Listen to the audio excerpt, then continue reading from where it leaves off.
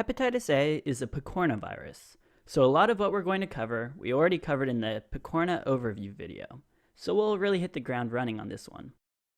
First, let's set our scene. When you hear the word hepatitis, it should sound a little to you like hippotitis, so we'll use hippos to illustrate everything we want to remember about the virus. And also, like I already mentioned in the overview video, as a picornavirus, Hep A is an RNA virus, hence the yellow and golden warm colors. More specifically, it's a positive sense RNA virus, and we have it set in a daytime scene for positive sense. Here we have a hippo drawn in the background, and on his ankle there's a tag reading A for hepatitis A, or as we like to say, hepatitis A. We even have a baby hippo way in the back as its pico counterpart. And of course, hepatitis affects the hepatic system, or the liver. So we have a brown spot drawn on the hippos that are shaped like a liver to help us remember that. A huge thing about hepatitis A is that it's acid stable, just like most of the other picornaviruses. This contributes to its transmission, since it's transmitted fecal-orally. And again, this makes sense since the stomach has a ton of acid that can help break down pathogens. But hepatitis A is acid stable, so it can somewhat easily make it through the stomach. We have our hippos hanging out on a rock in the middle of a bubbling and blistering pool of acid. So they're stable on this rock, protected from the acid, and hence they're acid stable. So next we're going to draw in the statue of David over here, because like the other picornaviruses, Hep A is a NACI virus. Finally, we'll add some monstrous hippo poops to remind you of fecal-oral transmission. Let's spend some time going into transmission a bit more, since this is an important point for hepatitis A. Hep A can be shed in feces and then contaminate water supplies. In developed countries, a lot of effort goes into purifying our drinking water to eliminate hepatitis A. And we've very literally illustrated this by drawing a giant purifying machine that's purifying all of that gross acid and hippo poop. And in order to inactivate hepatitis A, you must use chlorination, bleach, UV radiation, or heat the water to 85 degrees Celsius for over a minute. And all of these processes are going on within this purifying machine here, and we've written all of these steps on the sign next to it. Again, this is what happens in developed countries, but in the developing world, where there's a lack of water purification, this is a common route of transmission for Hep A. Though the drinking water goes through extensive purification in the US and developed countries, we can get transmission through water sources indirectly.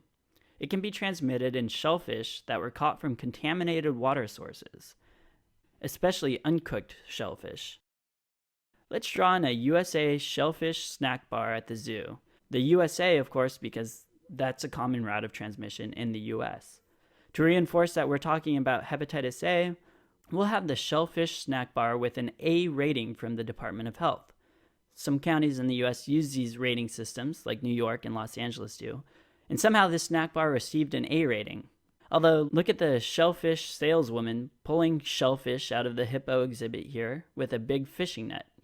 She's pulling them right out of this gross, poop-contaminated pond. So they're very contaminated shellfish, and a very common culprit for Hep A food poisoning in the US. Additionally, we've given her a large backpacking backpack, and this is because hepatitis A is common amongst travelers who are traveling to endemic areas, especially in the southern hemisphere.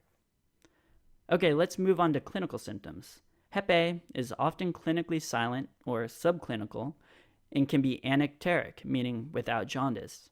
But it can also cause acute viral hepatitis, which would include fever, hepatomegaly, and jaundice. So let's talk about that because that's what you'll be tested on. In front of the snack bar, there are tables where everyone's hanging out, enjoying a nice day at the hippo acid pool. We can see one guy dressed in bright yellow sweater and pants, eating some of this contaminated shellfish and drinking some non-purified water. He's barfing everywhere, and this is to help you remember the symptoms of Hep A. His yellow jumpsuit helps remind us of jaundice, and this occurs especially in adults. Notice the child next to him is also vomiting, however, he's not wearing a yellow jumpsuit. This is because in young children, acute viral hepatitis is less likely to cause jaundice. It causes anapteric hepatitis. Finally, this last guy illustrates another clinical feature of hepatitis A, and that's that often smokers who develop hepatitis A will also develop an aversion to smoking tobacco products. So we have this guy extinguishing his cigarette, looking disgusted, as if he's sick of smoking. Okay, so let's talk treatment and symptom duration, both of which will be illustrated by this sign on the shellfish stand. It says, 1 month only, limit 1 per customer, no carrying out of food. First, we have 1 month only, which is the duration of the illness, roughly 1 month. Next, we have limit 1 per customer, which means that it's often self-limiting. So limit for self-limiting. And no carrying out signifies that there is no carrier or chronic state. Before we wrap up, let's talk about prevention. Hep A is one of the viruses we luckily have a vaccine for.